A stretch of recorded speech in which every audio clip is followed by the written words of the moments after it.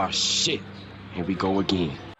Good morning sa ating mga ka-Andres. Halip po kayo, samahan ninyo ako. I-upgrade po natin itong cellphone holder ng ating motorsiklo na mayroong charger at lalagyan po natin siya ng bintana dito sa likuran para kahit nagta-travel tayo ay pwede tayo mag-record ng mga dinadaanan natin.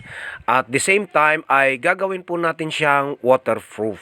At syempre, unahin nating ikabit itong bintana sa harapan para hindi matuluan ng ulan. Nice. At ito pong ilalagay nating bakal ay medyo makapal at siya nating gagawing pinaka-brace ng bintana. At pagkatapos ay iriribit po natin siya dito para talagang matibay. At para naman hindi makatagos ang tubig ay ididikit natin ng glugan ang bawat pagitan nitong ating bintana. At para naman hindi gaanong mahirap magbutas ay gagamitin po natin itong ating Dremel.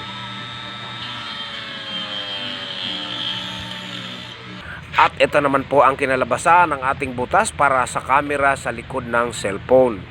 Kaya't kahit nagdadrive po tayo ay mamomonitor natin kung ano ang mga nakahagip ng cellphone. At didikitan po muna natin siya para hindi rin siya mapasok ng tubig ay lalagyan po natin siya ng kanyang lens cover.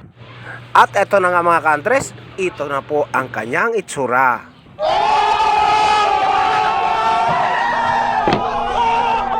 At ang munting kahoy naman na ito ay siya nating gagawing pinaka-roll up o yung pagro-rollyuhan po ng ating plastic cover.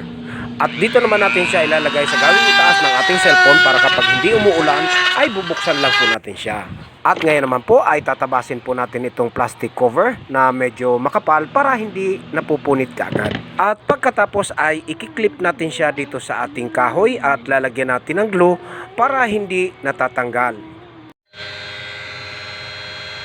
At para naman po maiwasan natin na mag-overheat ang ating cellphone ay lalagyan natin siya ng pinaka-exhaust, yung butas sa likod, para naman kahit papano ay nakakapasok pa rin ang malamig na hangin. At para naman hindi tayo mag-alala na makapasok ang tubig ulan, ay gagawin po nating slanting or di kaya ay patayo ang bawat butas. Dahil na-experience po natin na madalas mag-overheat ang ating cellphone kapag ito ay madalas nating ginagamit habang naka-charge at samahan pa ng katanghaliang tapat na tirik ang araw. At sa wakas nga mga ka-Andres, tapos na po itong ating waterproof cellphone holder with charger.